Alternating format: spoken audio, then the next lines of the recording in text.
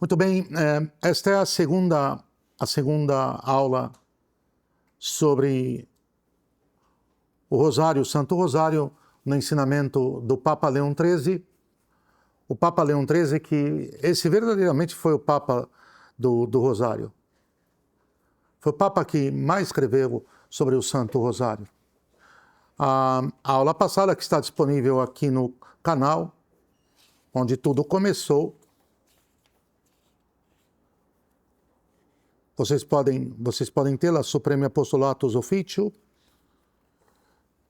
E a aula de hoje sobre a October Mense, o mês de outubro, que é por excelência o mês dedicado ao Santo Rosário, particularmente em virtude do triunfo na Batalha de Lepanto, 7 de outubro de 1571. Então ficou seladamente, em definitivo, selado como o mês do Santo Rosário por sua eficácia.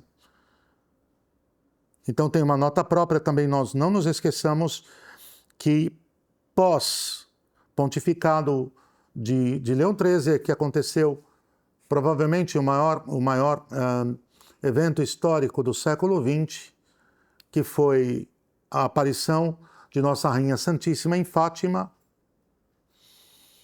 E em Fátima ela reafirma o rosário como condição para se combater corretamente segundo a vontade de Deus e ser fiel a Ele. E foi em Fátima, em um 13 de outubro, que se deu o grande milagre, o milagre do sol, o milagre que concluiu a série das aparições. A encíclica ela é um convite ao Santo Rosário. O Papa Leão XIII estava convencido, já o veremos, diante de toda a escalada revolucionária. É a segunda metade do século XIX. E é exatamente na segunda metade do século XIX que a escalada revolucionária contra a Igreja vai tomar uma forma de insuspeita, de audácia, de agressividade, que não mais vai se poupar, vai economizar a sua descrição ou colocar qualquer tipo de disfarce, porque ali o maligno, o grande revolucionário, o autor da revolução, irá colocar os seus séquitos, as suas hordas, as suas linhas, para atacar a Igreja como nunca. Nos recordemos ad nauseam o que se passou durante o pontificado de Pio IX, o pontificado antecessor a Leão XIII, que quando se levantou contra a maçonaria, contra a inflamação destrutiva da anti-ordem cristã, que quando propugnou em definitiva aquele solve et coagula, símbolo da lema por excelência da maçonaria, o que é que produziu quando Pio IX se levanta contra, que foi o roubo, que foi a supressão, a malogro e vilipêndio dos estados pontifícios. Então Leão XIII tinha uma clareza, que essa batalha vai ser só possível ser vencida se recorrermos ao auxílio necessário, suficiente e insubstituível daquela que é o auxilium Christianorum, que é o auxílio de todos os verdadeiramente cristãos, portanto dos católicos apostólicos romanos. E que nós temos que ter claro isso, se não for posto os auxílios necessários e suficientes, não há o que fazer. Por que que as coisas avançaram cada vez mais, particularmente a partir de Pio XII, quando a Revolução vai ganhar o seu último terreno, embora Pio XII tenha sido um excelente romano pontífice, mas porque a Revolução avança, porque cada vez mais foi se lançando menos mão dos determinados remédios. Mutatis mutandis, sem forçar quaisquer tipo de exemplificações fora de lugar, porque aqui tem todo o lugar. Lembrar que os lares católicos no passado, 100 anos atrás, não tinham o desventurado televisor, não tinham a competição com com a ilusão e os fantasmas, as fantasias trazidas pelo maligno através do processo de deformação das consciências pela mídia. O que as famílias faziam normalmente no seu lar na parte da noite, no pós-jantar? Se reuniam para, primeiro, fazer memória da família, da própria história da família. Excelente isso, não? Fazer a sua anamnesis. A sua anamnesis. E depois rezar o Santo Terço. O terço, rosário. Mais um dos mistérios. Na maioria dos casos era isso, não os 3 mistérios, mas um dos mistérios, o mistério próprio do dia, particularmente se fosse sexta-feira, os mistérios dolorosos. Do que veio, do que adveio daí?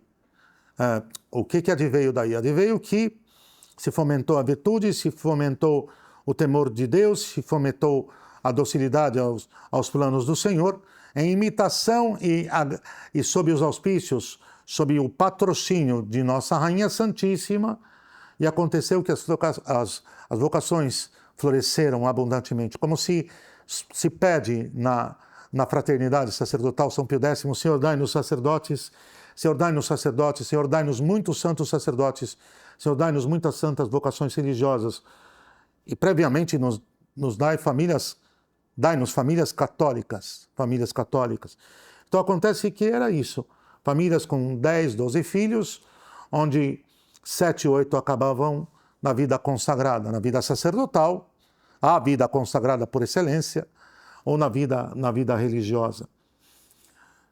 E assim o era. Quando isso tudo, quando as coisas vão mudando, se corrompem os costumes, se instaura 2 ditaduras terríveis na consciência e no modus vivendi do homem. Essas 2 ditaduras destrutivas e das mais perversas, aliás, as mais perversas que existem, que são a ditadura do orgulho e a ditadura da luxúria. Com o orgulho, que é o patrocinador de todos os outros vícios, é o pecado capital por antonomasia, por identificação, é a própria imagem daquele que foi o primeiro soberbo no céu e foi expulso pela criatura celestial mais humilde de todas. E como se sabe que a criatura celestial mais humilde de todas, a criatura mais humilde de todas as criaturas é Nossa Rainha Santíssima, é a Virgem Santíssima. Mas naquele momento a humilíssima criatura do céu que proclama a verdade irrefutável, inamovível, e por isso demonstrou a sua humildade, a sua obediência e incondicional fidelidade a Deus, pôs as coisas no lugar. Quis ut Deus? Quem como Deus? E sob a ditadura do orgulho e da luxúria, um solvente corrosivo e destruidor para a humildade e para a pureza, quando não é alimentada, porque nenhum vício tem força sequer similar às virtudes. São discrepantes, porque um é a mentira e outro a verdade. E a mentira não pode pôr competição com a verdade. Mas o problema é que por debilidade, em vista do nosso estado decrépito de pecado original e de estarmos sempre em tendência habitual, se não colocamos a graça, de nos inclinarmos segundo as nossas baixas potências para aquilo que é mal, é claro que os vícios tendem a ganhar campo quando eles não são enfrentados e não recebem o antídoto, não recebem autenticamente a resistência daquela força única que é capaz de aniquilá-los, de neutralizá-los enquanto ela é posta, que são as virtudes. O orgulho pode ir com a humildade? Nunca. A humildade esmagou na encarnação do Verbo Eterno. A humildade pisou aquele que é o próprio identificado com orgulho. No evento de Guadalupe, o seu nome em náhuatl, Coatlachupe, eu esmaguei a serpente com os pés. É como que se dissesse, por que não, também eu esmaguei o orgulho com a humildade. Eu esmaguei o orgulho com a humildade. Então não é que não há paralelo de medição de forças entre ambos. Agora é que nós gostamos do malogrado, do mal feito, nós gostamos da desobediência. Aí o orgulho encontra grande campo em em nossa adesão e tal e qual a luxúria. Nós nunca tivemos, em toda a história, mesmo se pensamos na famigerada e dissoluta, e então santa e justamente purificada, portanto aniquilada, Sodoma e Gomorra. Nem lá tivemos um paralelo com a atual situação, porque do estado tal, do status quo de prepotência e de arrogância da civilização atual.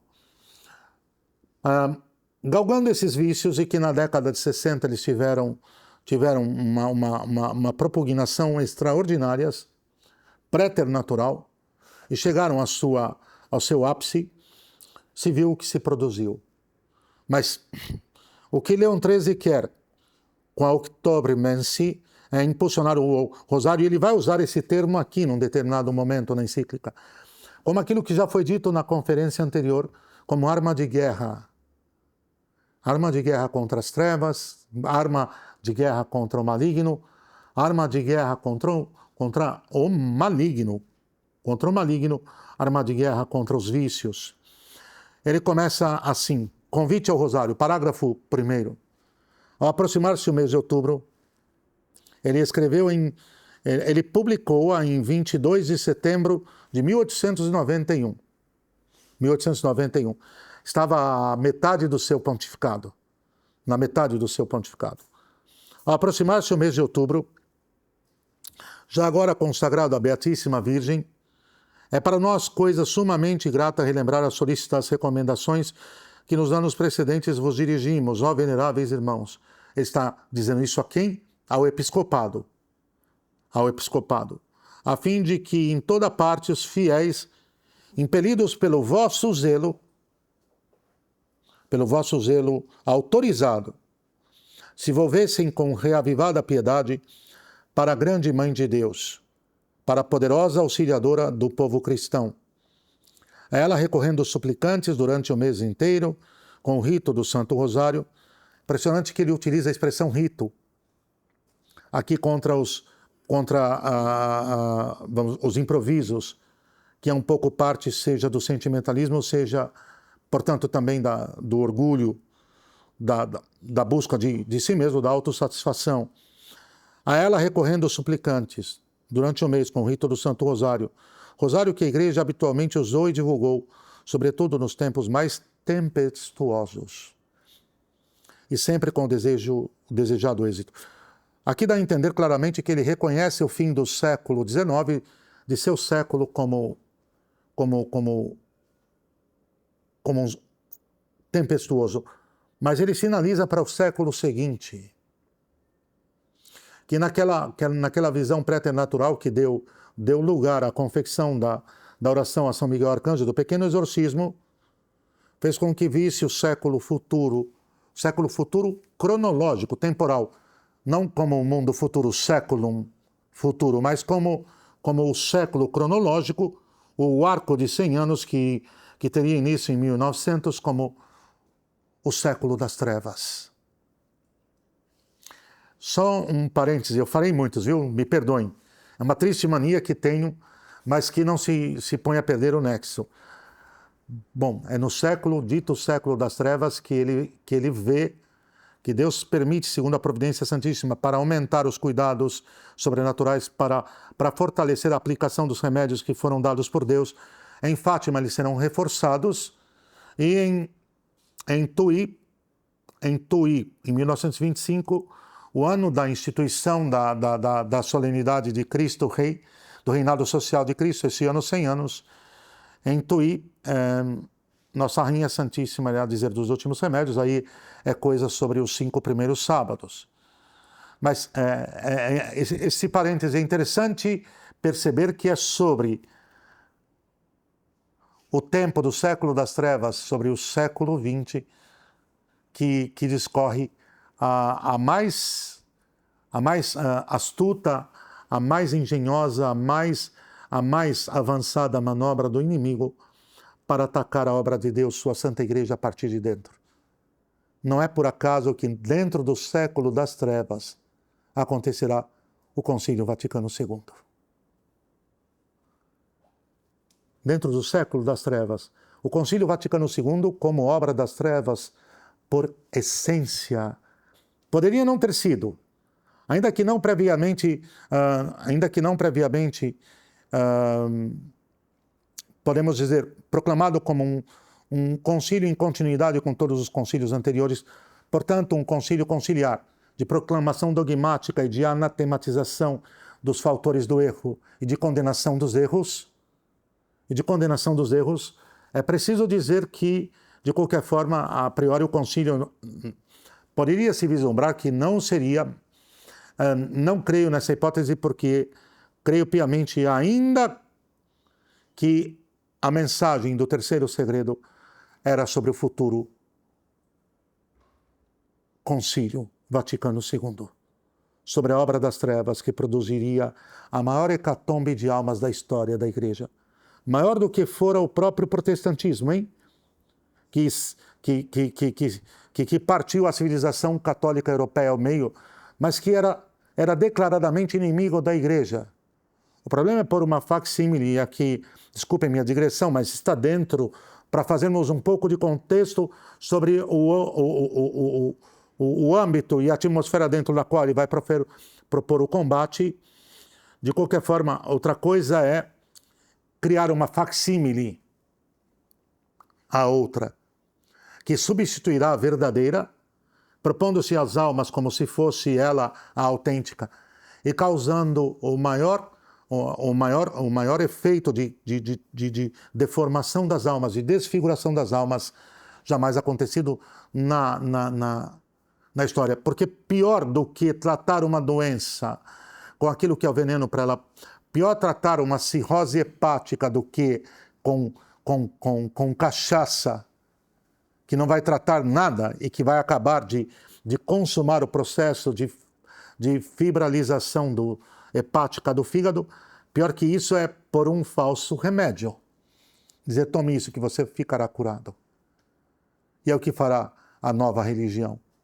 A religião que nascerá entre os anos 62 e 65. Bem, a todos são conhecidos os males que nós deploramos. Parágrafo 3º. A luta desapiedada contra os sagrados e intangíveis dogmas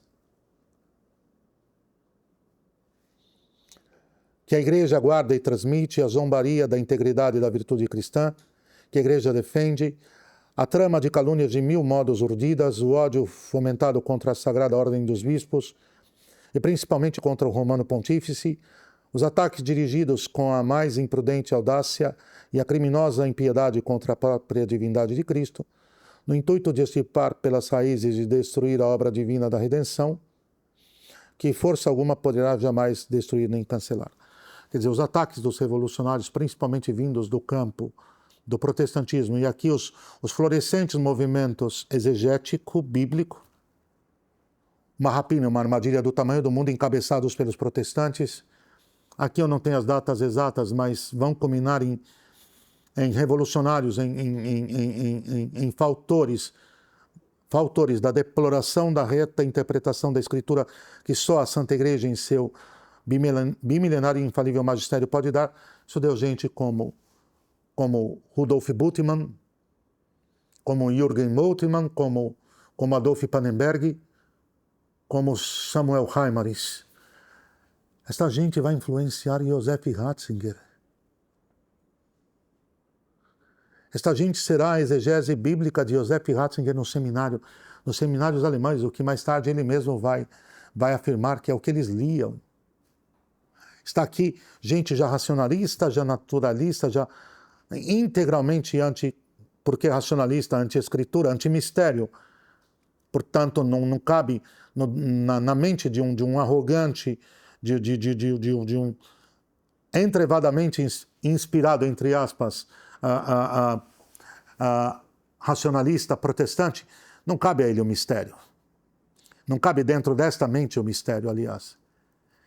Então, tudo isso, o ataque à ordem temporal segundo fora dada por Deus através da Santa Igreja, o ataque ao reinado social de Cristo. O que acontece é que Pio XI vai proclamar, 34 anos depois O reinado social de Cristo, porque o grau tal de corrupção das sociedades, de diluição da ordem temporal segundo Deus a estabeleceu, é uma coisa tão palpável, uma coisa tão gritante, que o único remédio possível é a retomada do reinado social de Cristo. Não há outra. Bom, tudo isso a fim de extirpar pelas raízes e destruir a obra divina da redenção. Non prevalebunt, vão conseguir? Não vão. Uma coisa que não consigam destruir a obra em si. É como, vamos lá, paupérrimamente colocando essa analogia. É como se disséssemos, o edifício está intacto porque ele é tão sólido, indestutivelmente construído, que não se pode pô-lo ao chão. Mas se aguarda então a porta aqueles que vão chegando para tomar parte no que nele lá dentro está se dando, a obra da redenção, para aniquilá-los antes deles tomarem parte, deles adentrarem nesse edifício, para que eles sejam então postos a perder e sejam estraçalhados antes que nele adentrem. A obra da redenção é indestrutível. E as almas? E as almas? Como é que fica? Nossa Senhora mostrou, por providência santíssima, para que inflamasse o zelo reparador e desagravante, penitencial naquelas inocentes e fervorosas crianças, Nossa Senhora mostrou o inferno para elas. Daquele dia em diante, Jacinta não mais sorriu. E ela era ardentemente penitente. Francisco era a imagem do coração devoto, não devocionista, consolador de nosso Senhor. Mas entraram na guerra pelas almas. E ainda mais nos aflige e nos atormenta o ânimo, o considerarmos que a causa principal de tais ruinosos e deploráveis males está na exclusão completa da Igreja das ordenações sociais. É isso que disse há pouco. Enquanto de propósito se utiliza a sua salutar influência. E nisso é de reconhecer um grande e merecido castigo de Deus, o qual cega miseravelmente as nações que se afastam dele. Olha, poderíamos dar 1000 exemplos, mas talvez um dos menos repercutidos, e que há poucos dias o Centro Dom Bosco trabalhou isso em mais um excelente chave católica, a questão da cremação dos corpos, a supressão e o afastamento integral da presença da Santa Igreja no momento de se aplicar os ritos aos ditos fiéis falecidos, aos seus corpos, em vista da encomendação desses corpos, a futura, se forem julgados dignos, ressurreição. Se forem julgados dignos da futura ressurreição. E o naturalismo racionalista de matiz gnóstico, reencarnacionista, aplicado à difusão do pérfido costume da cremação, parte disso. A exclusão completa da Igreja das ordenações sociais. Este estado de coisas, parágrafo 6º, mostra com evidência sempre maior o quanto é necessário que os católicos orem e supliquem a Deus com fervor a perseverança sem nunca cessar. 1 Timóteo 5,17. E não somente em particular, porém ainda mais em público. Reunidos os sagrados templos, conjurem Deus a se dignar na sua infinita bondade de livrar a Igreja dos homens insolentes e malvados, 2 Timóteo 3,2, e a reconduzir os povos ao caminho da salvação e da razão, na luz e no amor de Cristo. Quando se marca um rosário público, está se marcando o território do reinado de nosso divino Salvador e de sua Santíssima Mãe. Está se dizendo para as trevas, recuem. Recuem, porque aquele que determina verdadeiramente contra o qual nada se pode, e ele é soberano. Por isso que temos que orar, e orar sempre. Sempre para que Nosso Senhor faça, já veremos, cessar os males que se sobressaltam contra a Igreja, que lhe dê um tempo de paz para que desenvolva os seus apostolados diante da borrasca que nós temos. Como é que termina o pequeno exorcismo de São Miguel? Pequeno, não a oração curtinha, o exorcismo propriamente dito, o exorcismo de Leão XIII. O exorcismo de Leão XIII. Que conceda-nos, quer dizer, humilhar os inimigos da igreja, para a glória e exaltação de Deus. A oração a São José que fazemos ao final dos Santos Terços impetra isso.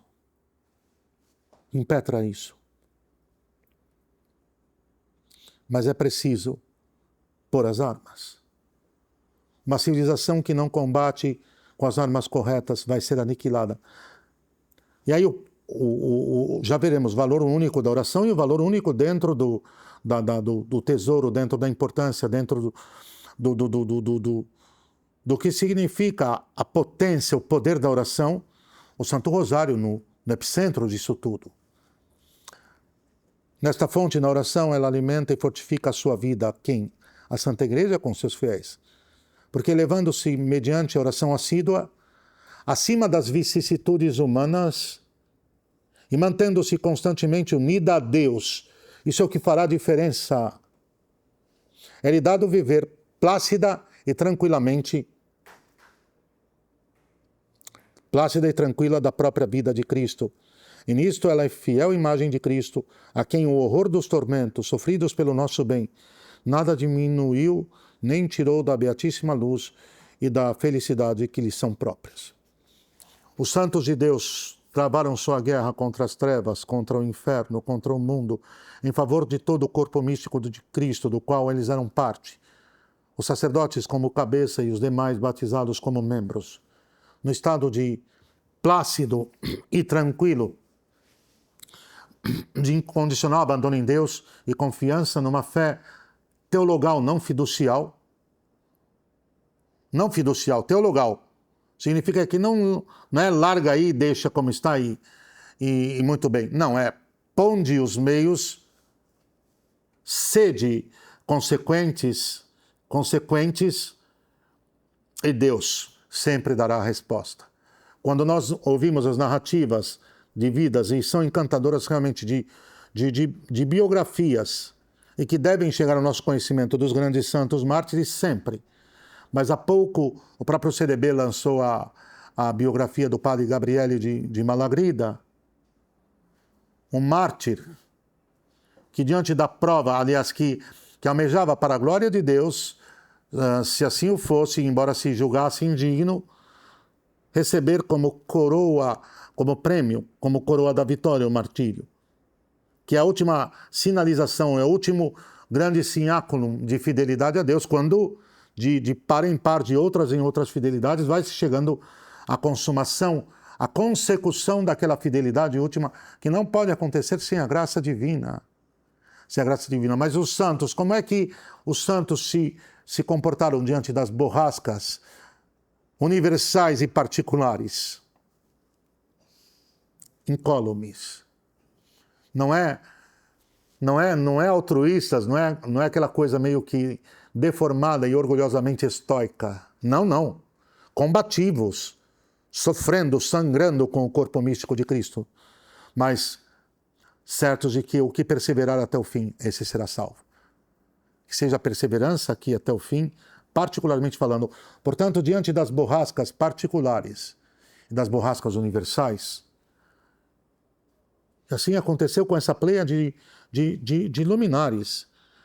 Os exemplos, ele vai tocar no parágrafo 9, nos exemplos de fidelidade naquele poder que pode contra as trevas, pode contra o mundo, pode contra o demônio, e o mais importante, o único poder que pode moldar a nossa vontade, arrancá-la da escravidão da tríplice concupiscência, a concupiscência da carne, a luxúria, a concupiscência dos olhos, a avareza e a soberba, por essência da nossa cosmovisão, o orgulho.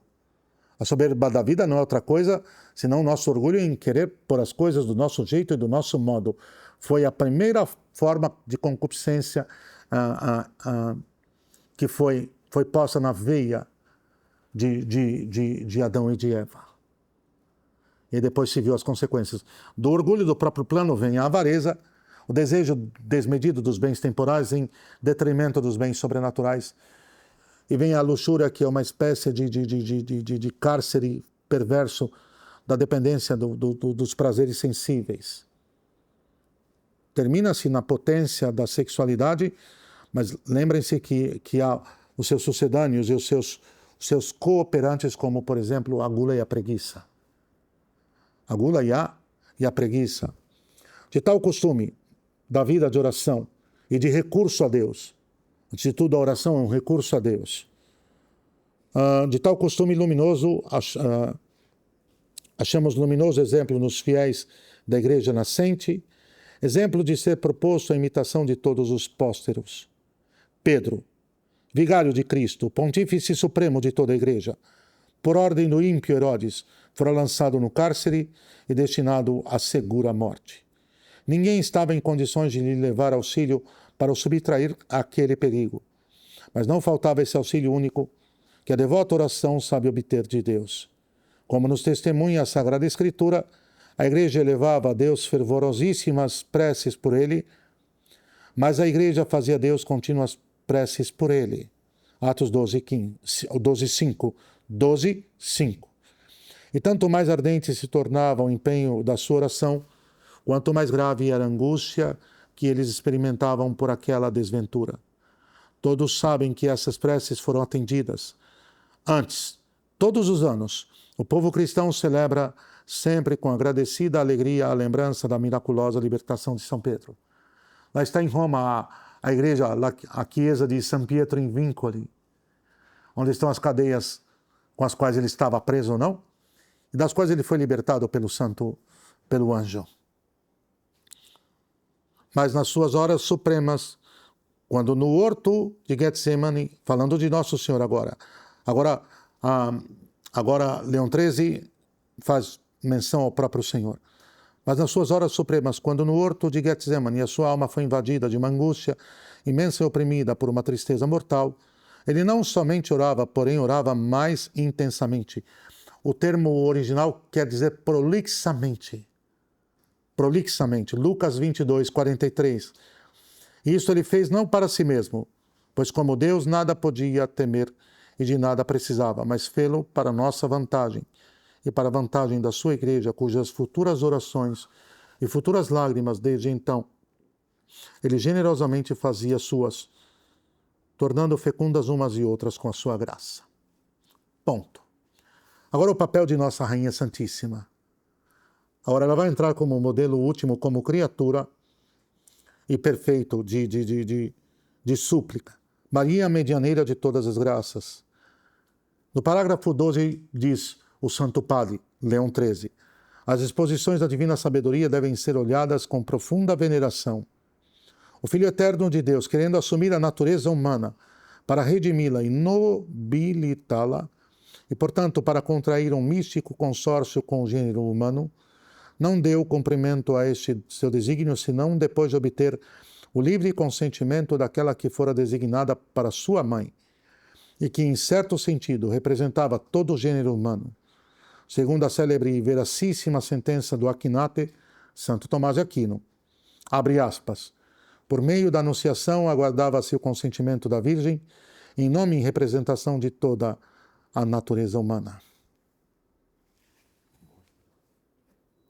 A nova Eva vai trazer como sua descendência uma geração que será, na graça de Deus, sustentada, mais do que sustentada, fortalecida, estabelecida em condições de responder sim à imitação de sua Santíssima Mãe. Imitação possível por causa das graças derivadas da sua obediência incondicional, aquela que é a graça plena. Me permitam aqui uma coisa, e tanto o Dr. Álvaro quanto o Bruno, talvez um tema que valha trabalhar num próximo curso. Ainda estamos, quiçá, nem na metade. Hoje é a segunda aula das 4. Mas são os dogmas marianos, os 4 proclamados, com os outros 3 ainda não proclamados, mas que já se pode ter como verdade de fé infalível. A corredenção, a corredentora, a medianeira universal e a maternidade espiritual de todos os crentes, de todos os católicos. São 7 os dogmas. Isso é um outro tema, mas por que não foram proclamados? Porque a descendência da serpente luta contra a mulher e a sua descendência. Pois bem, é claro que só aqui um primeiro. A corredenção e a mediação universal talvez seja algo mais habitual que já tantas vezes se ouviu falar, mas quando se falou da maternidade espiritual de todos os crentes, se ela é a mãe da cabeça do corpo místico, ela só pode ser mãe dos membros também. Ninguém é mãe de um pé e ninguém é mãe de um braço, não? A mãe é mãe de todo o ser, cabeça e membros. Pois bem, essa eminentíssima criatura é justamente Maria. Certamente ela é poderosa porque é mãe de Deus, onipotente. Porém, o que é mais consolador é amorosa, de uma extrema benevolência, de uma indulgência sem limites. Tal não a deu o próprio Deus, que havendo-a escolhido para mãe de seu unigênito, infundiu-lhe, por isso mesmo, sentimentos, olha que belo, requintadamente. Olha o termo que ele aplica. Requintadamente maternos, capazes somente de bondade e de perdão. Tal não la mostrou Jesus, quer quando consentiu em ser sujeito e obedecer a Maria como um filho à sua mãe, no evento da comitiva retornando de Jerusalém a Nazaré, quer quando do alto da cruz confiou as suas amorosas solicitudes todo o gênero humano na pessoa do discípulo João. Tal, enfim, se mostrou ela mesma quando, acolhendo generosamente a pesada herança que lhe deixava seu filho moribundo, desde aquele momento começou a cumprir para com todos os seus deveres de mãe. Filho, eis tua mãe. E perfeitamente representando todo o gênero humano que deverá ser levado à redenção e à salvação pela fé católica, pela aplicação da redenção através daquela que Deus deixou para isso, mas também ele ali era o representante do colégio apostólico. Aquela ideia de que no Calvário o colégio apostólico, a fé do colégio apostólico sucumbiu inteira e só restou a fé de Nossa Senhora, não por ela que ela é o modelo de todos os crentes, mas isso aqui é uma artimanha para desqualificar a substância do colégio apostólico como verdadeiro receptário e transmissor da fé que deixou nosso Senhor Jesus Cristo com primazia de Pedro. Não. A fé do colégio apostólico estava ali, tutelada por ela, isso sem dúvida, a Regina Apostolorum, mas estava guardada, tutelada, como maternalmente ela o levou até ali. A mãe da cabeça é a mãe dos membros. Mas ali eles, aliás, como cabeça, porque é a hierarquia, mas estava guardada ali no coração, no intelecto, melhor ainda, não?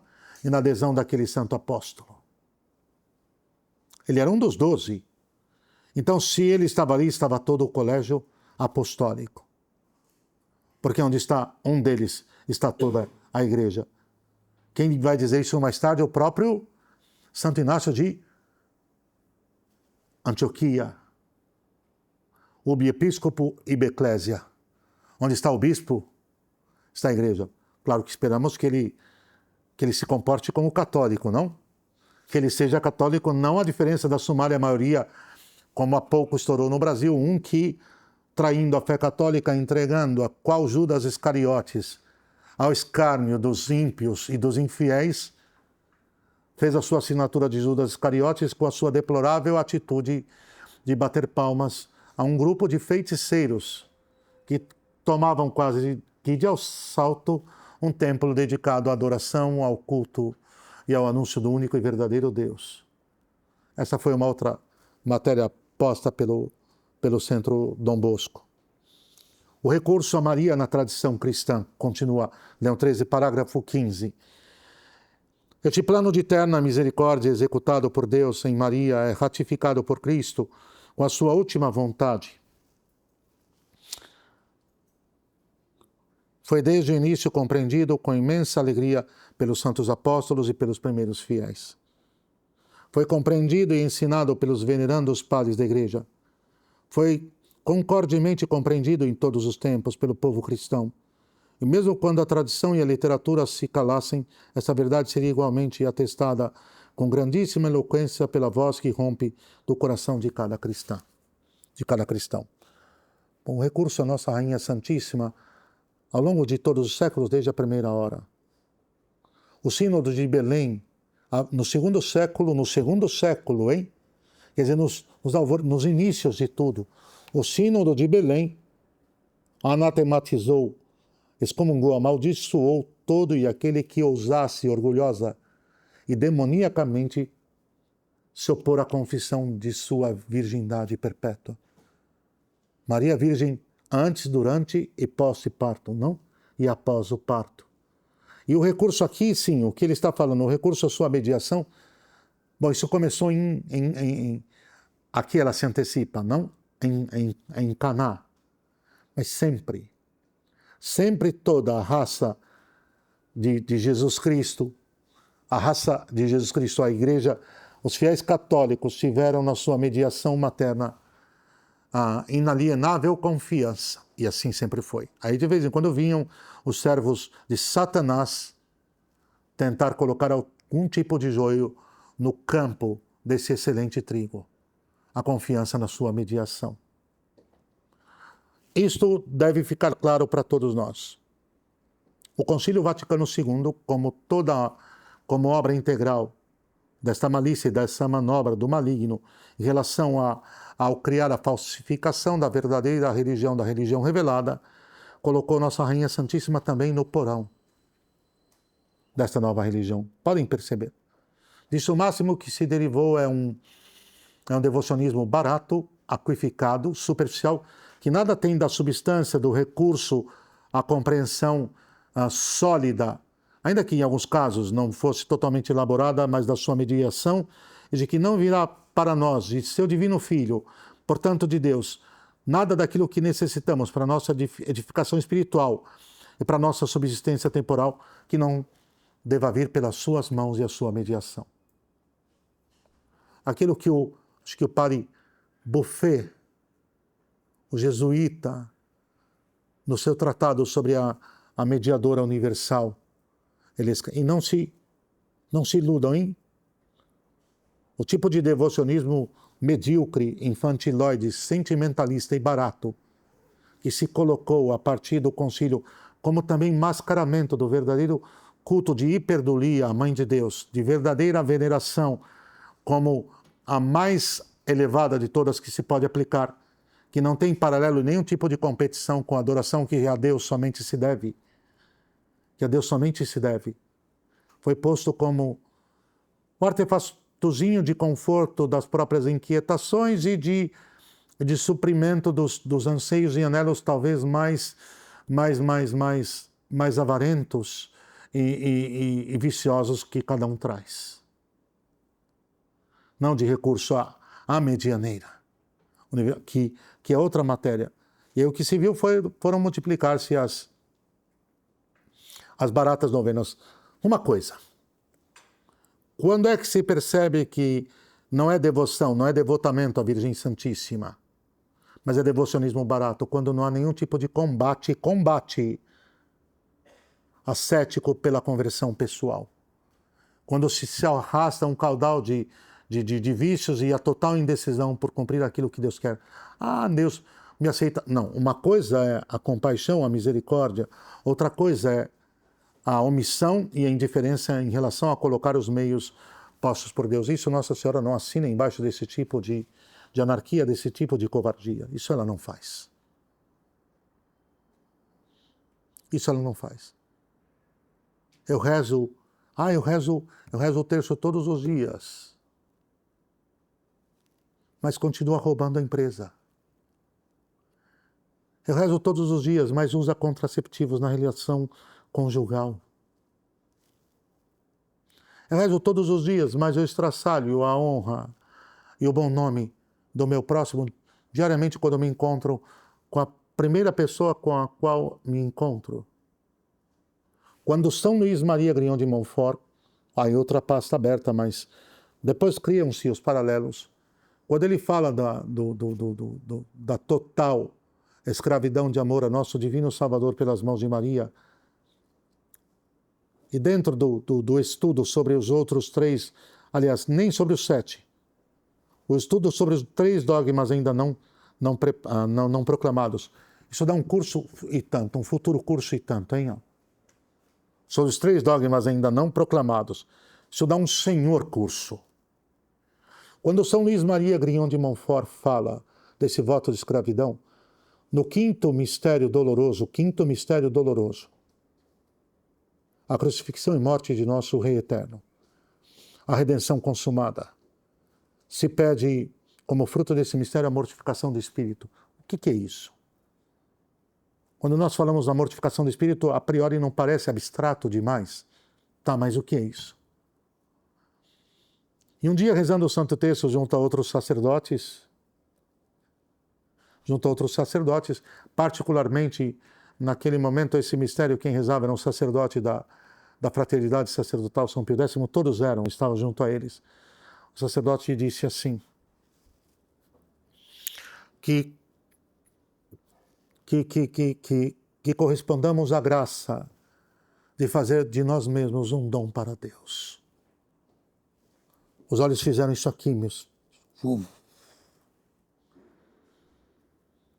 Qual é o espírito que conduz e que norteia as nossas decisões? É o meu? O do mundo? É o do mundo? É o de Deus? Ou pior de tudo, é o maligno? A escola de Santo Inácio de Loyola. Peguem lá o Giovanni Battista, o padre Giovanni Battista Scaramelli, o discernimento dos espíritos. Tem muita gente jurando de pés juntos, pés e mãos juntas, que está fazendo a vontade de Deus. Está? Vamos ver os frutos disso aí, para ver onde isso dá.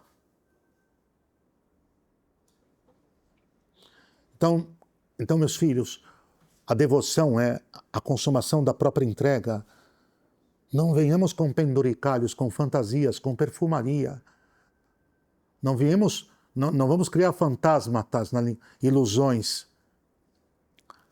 Vamos lá, mostra-me os frutos de obediência incondicional. Disso que Leão XIII também está falando. Portanto, no meio da tempestade de males que tão duramente atormentam a Igreja, todos os devotos filhos desta mesma Igreja veem claramente que urgente dever tem de orar insistentemente a Deus onipotente e, sobretudo, de que modo devem aplicar-se a isso para que as suas preces tenham máxima eficácia. Eu vou repetir isso aqui, porque chegou-se a distinção entre devotos e devocionistas. O que nós temos na nova religião, sumariamente, é uma multidão de devocionistas. Devotos, os que estão dispostos a seu grau e a seu título, a seu estado de vida e segundo as suas condições, a render a sua vida pelo reinado de Cristo, pelo triunfo da fé católica. Essa é outra matéria, não? E é disso que está falando São Luís Maria Grignion de Montfort no tratado. Que, aliás, nem entendem. Portanto, no meio da tempestade de males que tão duramente atormentam a Igreja, todos os devotos filhos desta mesma Igreja veem claramente, isso 1891, que urgente dever tem de orar insistentemente a Deus onipotente e, sobretudo, de que modo devem aplicar-se a isso para que as suas preces tenham máxima eficácia.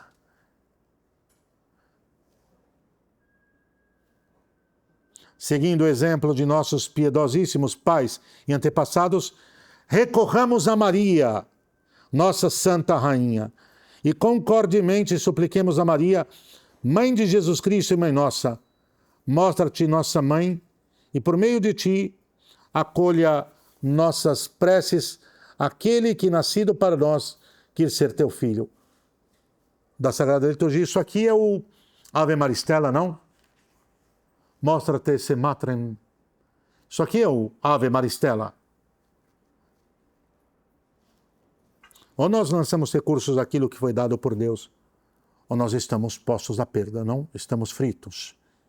Excelência do Rosário nesse papel de conduzir os devotos à guerra de forma correta e com verdadeira via de sucesso, de triunfo sobre o mal. Ora, como quer que entre as diversas formas e maneiras de honrar a Divina Mãe, são de preferir aquelas que por si mesmas são julgadas mais excelentes e a ela mais agradáveis, apraz-nos expressamente apontar e vivamente recomendar o Santo Rosário. A este modo de orar foi dado, na linguagem comum, o nome de coroa, porque ela também recorda, num feliz enredo, os grandes mistérios de Jesus e de Maria, as suas alegrias, as suas dores e os seus triunfos. Se os fiéis meditarem e contemplarem devotamente, na ordem devida, esses augustos mistérios, aurirão deles, vejam, aurirão deles, receberão deles um admirável auxílio, querem alimentar a sua fé e em preservá-la da ignorância e do contágio dos erros, querem elevar e fortalecer o vigor do seu espírito. Preservar a fé da ignorância e do contágio dos erros, querem elevar e fortalecer o vigor do seu espírito. Por que Santo Afonso dizia que os servos Maria nunquam peribit? Os servos. Não é o que dissimula. Que diz, eu sou todo como muitos desses cantos caramelosos, sentimentaloides, vindo aí do carismatismo protestante, que nada tocam na razão e não faz contemplar o mistério de Deus, mas ficam, sou todo teu. Vamos ver isso aí na prática, o que é que tem de todo teu? Vamos lá, vamos para o concretamente. Como está a castidade? Como está a humildade? Como está a obediência? Começa já, sobe o tom. Como está a obediência aos mandamentos? Como é que está meus filhos nesses ambientes? Olha,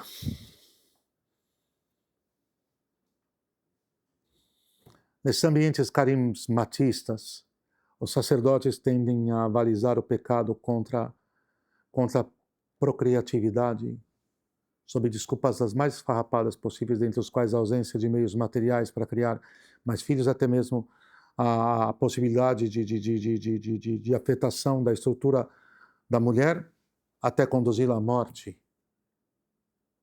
Vocês não sabem o número de sacerdotes dessa pleiade que assinaram embaixo de infertilização das mulheres, da mulher, definitiva ou da momentânea contracepção. Eu paro por aqui.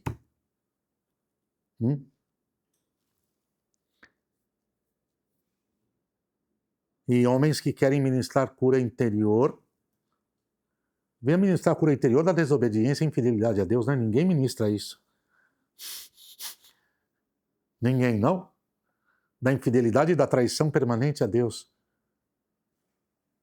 Que querem ministrar cura interior para milhares de pessoas e que assinaram embaixo da contracepção. Vão responder isso a Deus. Vão responder isso claramente.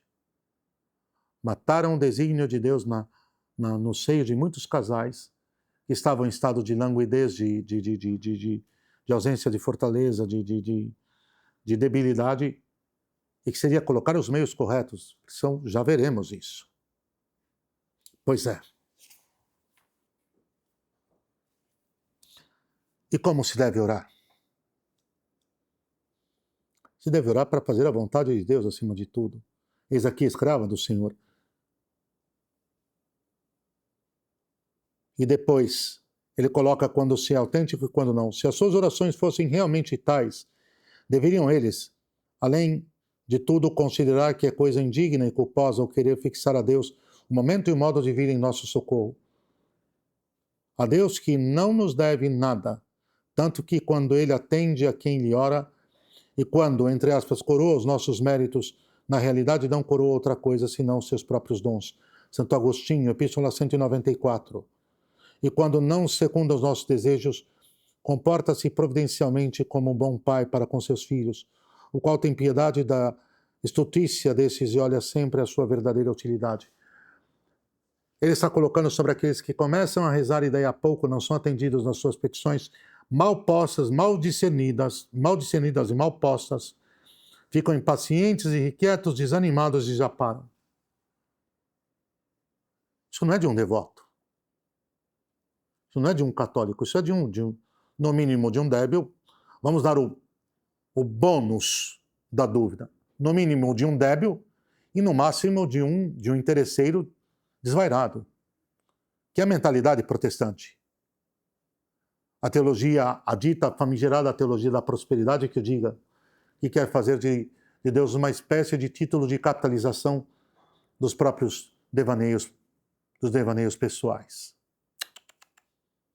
Não há escola maior de forja na oração do que quando Deus, se pedimos bem, Ele vai nos conduzindo por esta senda, Ele vai dilatando a fidelidade à oração, se pedimos a sua vontade, a sua graça, nos mandando mais provas, de acordo com aquilo que nos municiará de graças para suportarmos. Deus munificentíssimo, e edificando o edifício, o arcabouço espiritual da perseverança. Outra coisa é que discernimos tão mal e pedimos tão mal que tantas das vezes nem sequer irá sinalizar qualquer possibilidade de anuir a que pedimos e pedirá imediatamente a renúncia daquele tipo de petição e mudar para uma outra conduta.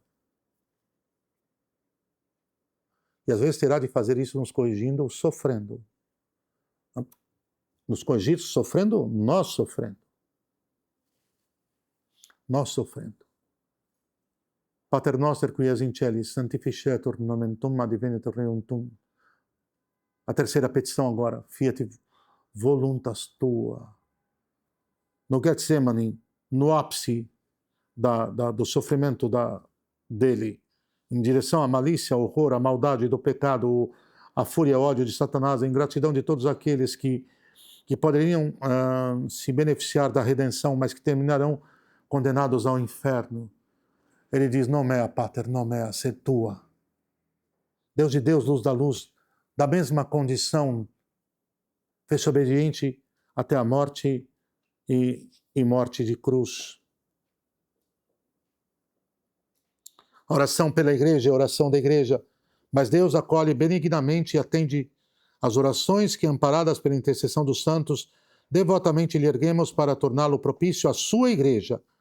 Seja quando para a sua igreja pedimos os bens mais altos e eternos, seja quando pedimos bens importantes e temporais, mas em todo caso úteis àqueles. Um exemplo é quando nós pedimos a construção da sede do Centro Dom Bosco. É um bem temporal, mas que está unido ao bem espiritual, dentro do qual se dará a promoção deste. A formação das almas, o cultivo das almas para a santidade, a difusão da fé católica. Não vou falar da tradição, não. É a fé católica, não é a tradição. É a única. Não precisamos falar que seja da tradição. Da fé católica única. Não da nova religião. Não da igreja conciliar. Da fé católica de todos os séculos. Então, Padre, eu posso pedir a Deus a construção daquele mosteiro, a construção daquele... Mas, sem dúvida, em vista ao fim último, a glória de Deus e o bem espiritual e temporal das almas.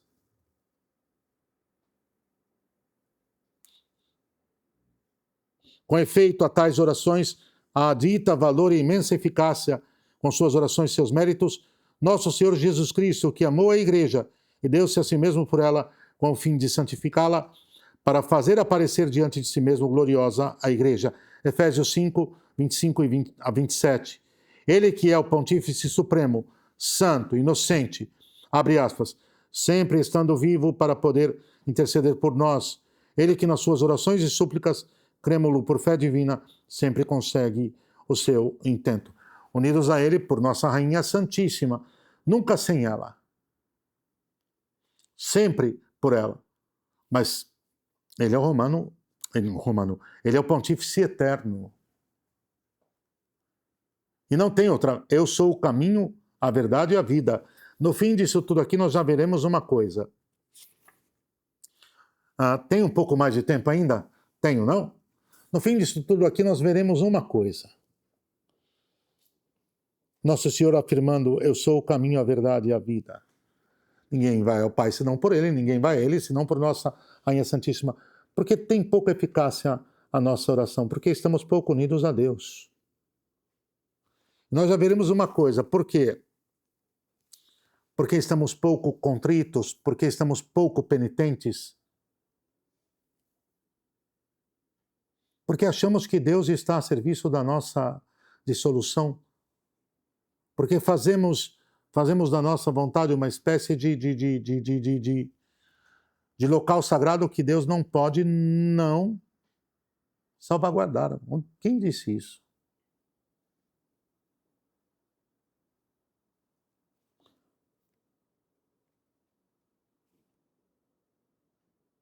Isso aparece ainda mais evidente no campo desses bens de que a igreja se serve para conduzir os homens à posse do bem supremo. É o que falei agora há pouco, sobre a construção da futura sede do Centro Dom Bosco.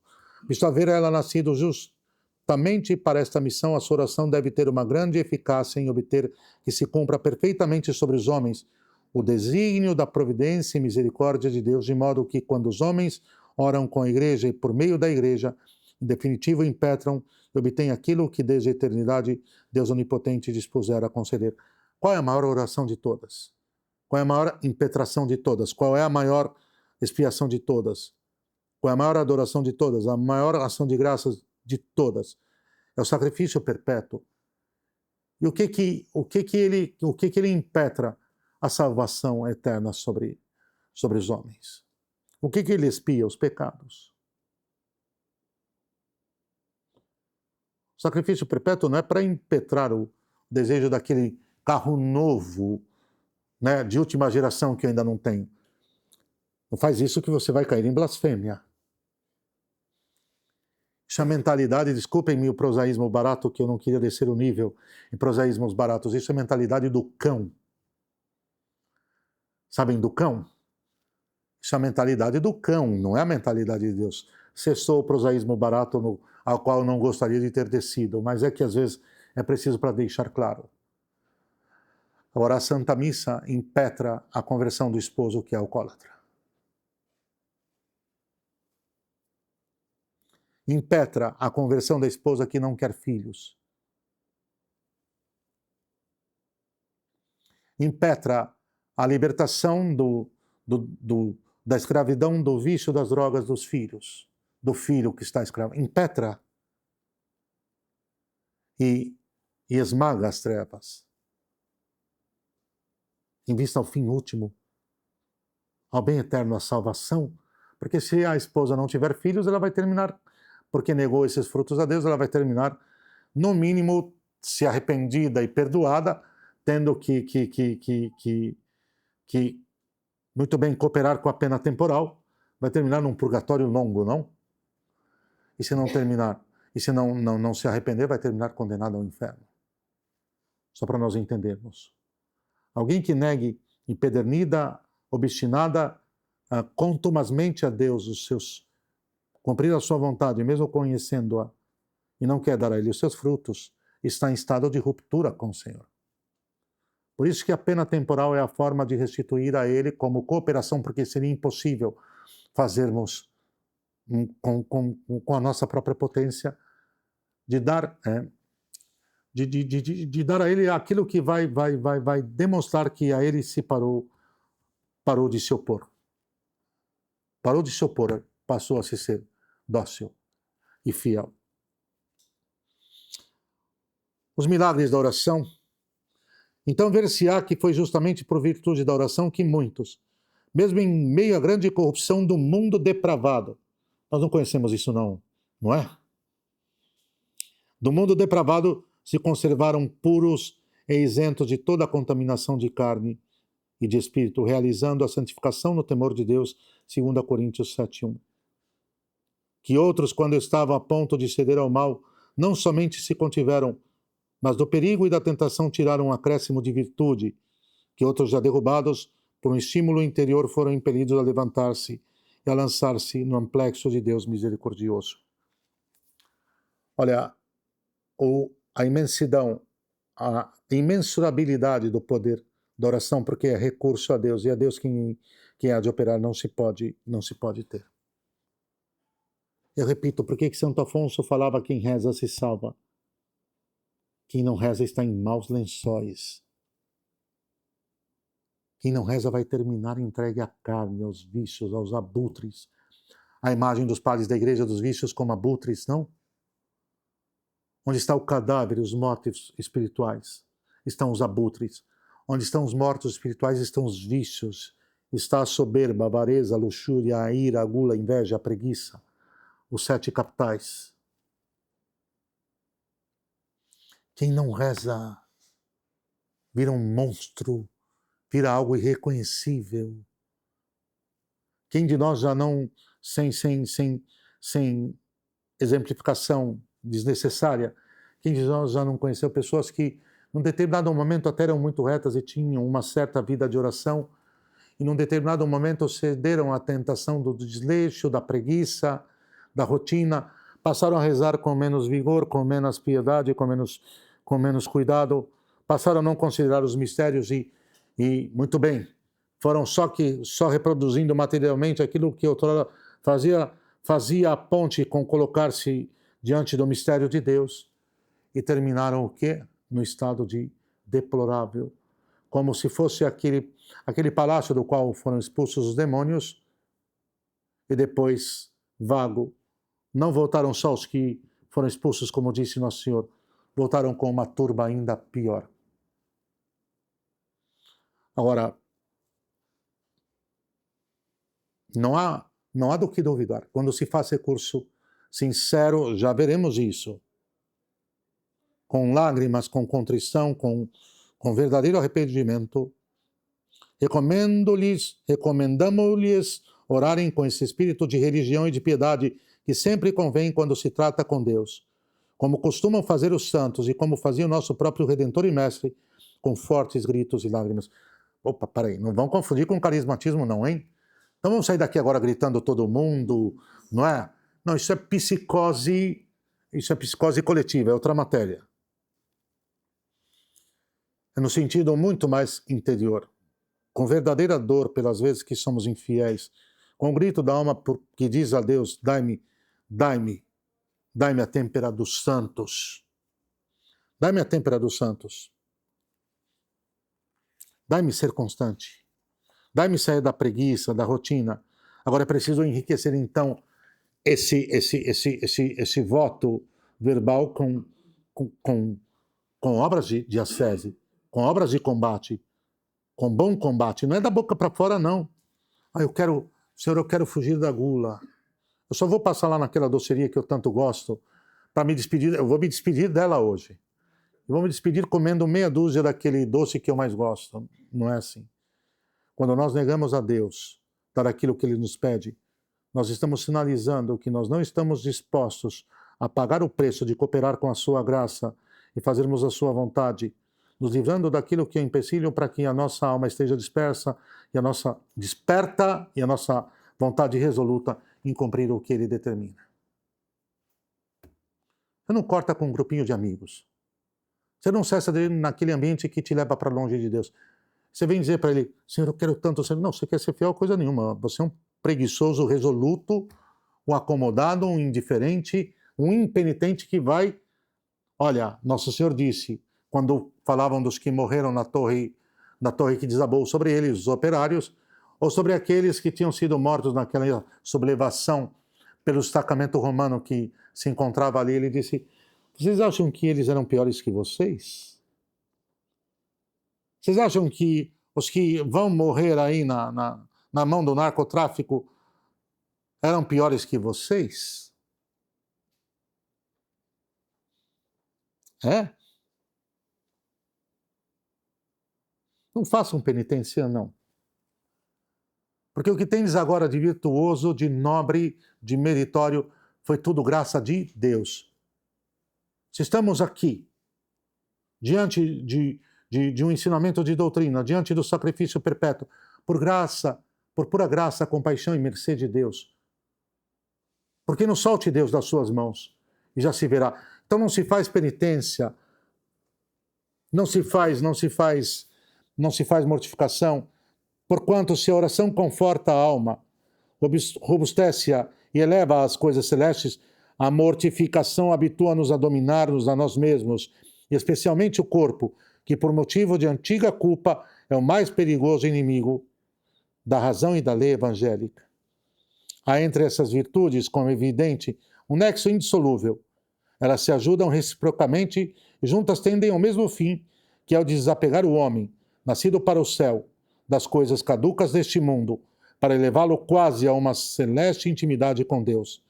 Ao contrário, aquele que tem o ânimo aceso pelas paixões e amolecido pelos prazeres, tem náusea das alegrias celestes, que nunca experimentou. A sua oração não passa de uma voz fria e lânguida, certamente indigna de ser escutada por Deus. Ainda que caricaturesca. O que é caricaturesca? É com expressões exteriores de um mascarado e maquiado fervor. Sua vontade é lânguida. Ele não está determinado a abraçar um fragmento, um farrapo, uma farpa solta do madeiro de nosso Senhor. Estamos indo para o fim, viu? Estamos indo ao fim. Tem que recorrer ao exemplo dos santos. Nós somos moles para burro, não? Nós somos mole. E Deus o sabe. E sem a graça dele ficamos mais moles. Com a graça dele vamos nos tornando rijos. Como nos atesta a história sagrada, os santos, eles tiveram até mesmo o poder de operar milagres. Esses santos eram assíduos em regular e refrear a mente, o coração e as paixões. Submetiam-se sempre com grande docilidade e humildade à doutrina de Cristo, aos ensinamentos e aos preceitos da sua igreja. Nada queriam, nada recusavam, sem antes haver sondado a vontade de Deus. Nas suas ações não se propunham outro escopo senão a maior glória de Deus. Continham e reprimiam energicamente os apetites da carne, tratavam o próprio corpo duramente, sem piedade, e por amor da virtude, abstiam-se até mesmo das coisas por si mesmas lícitas. São Francisco de Assis que colocava a cinza sobre a comida. Nada tão natural e tão lícito, não? Mas para não sentir o sabor da comida. E aqui, guardem isso. A todos que estão nos acompanhando, não esperem de Deus a intervenção enquanto nós não estivermos resolutos em romper com os vícios e com o pecado, enquanto não houver vida penitencial. Certamente nem a todos é dada a possibilidade, nem todos têm a obrigação de fazer o mesmo. Mas cada um é obrigado, segundo o seu poder, a mortificar a sua vida e os seus costumes. Exige-o a justiça divina, a qual é dada estrita satisfação das culpas cometidas. E é preferível dar essa satisfação enquanto se está em vida, com penitências voluntárias, porque assim também se tem o mérito da virtude. É hora de fazer a guerra agora. Se não sinalizarmos para Deus o desejo de sermos dele, de irmos em direção à pátria celestial, com a guerra contra a carne, a começar contra nós mesmos, não aguardem, não esperem a intervenção de Deus. Padre, mas Deus, não esperem. Porque se Deus conivir com a nossa preguiça, com a nossa acomodação, com a nossa indiferença, com o nosso estado de letargia, se Ele conivir com isso, Ele estará assinando embaixo, em cima do nosso caminho de ruína, não de purificação e de conversão. Então, e somente por isso, não se trata de um voluntarismo, mas se trata de dizer que Ele dá os meios, Ele dá a graça para colocar em prática os meios, Ele dá a força para perseverar nos meios. Sem penitência não tenho o que fazer. Se eu utilizar de todos os bens temporais como a minha vontade depravada e escrava do pecado o quer, você sabe como se terminará. De fato, esperamos da vossa singular e profunda piedade para com a augusta Mãe de Deus, da vossa solicitude e do vosso zelo pelo rebanho a vós confiado. Eu vou repetir aqui.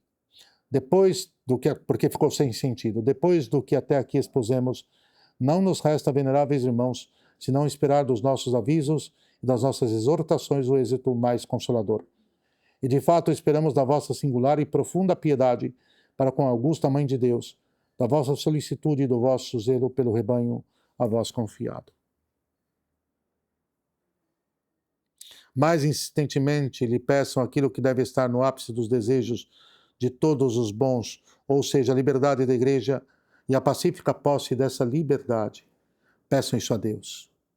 Aquilo que deve estar no ápice dos nossos desejos, a liberdade da Igreja e a pacífica posse dessa liberdade. Ou seja, que venha um tempo de... É o que nós pedimos a Deus quando a fé católica for restaurada. E é isso que no final eu iria comentar. O que nos trinca os ossos é que o episcopado, que ainda era boníssimo, não é que não houvesse problemas e que não tivesse um outro meio que longe do ideal da glória de Deus e do bem das almas. Mas o que nos trinca os ossos é que o episcopado, que deveria cuidar das coisas santas, da glória de Deus, da difusão de sua igreja e do bem das almas, esteja cada dia mais em estado consumado de apostasia, de traição a Deus e à verdadeira religião, e de serviço a uma outra e falsificada, que tende a, num conluio, adornamento com o mundo, facilitar o futuro, mas talvez mais próximo do que nós imaginamos, advento do anticristo. Essa é uma outra página também. Da religião adornata que copulou com o mundo, entendem? A nova e falsificada religião copulou com o mundo, e da cópula com o mundo deu a civilização deplorada, depravada e falida com a qual nós estamos nos dando. Deplorada, depravada e falida. É o que nasceu da cópula da nova religião com o mundo, do adornamento. Que nunca se entendeu o que eles queriam definir com adornamento. É isso. Do adultério entre a igreja e o mundo, nasceu a nova religião, entre uma parte da hierarquia e o mundo naquele momento, porque agora não é uma parte, é quase que a integralidade. E hoje a promoção do Rosário me faz pensar no episódio, aqui termino, quando aqueles jovens em desagravo e reparação foram rezar à porta daquela paróquia gaúcha que estava servindo de paladina para Satanás através dos seus sequazes. E aqueles 3 jovens foram reivindicar os direitos de Deus através da única arma que naquele momento tinham, e a mais poderosa de todos. Porque, muito bem, o sacerdote reza o sacrifício perpétuo.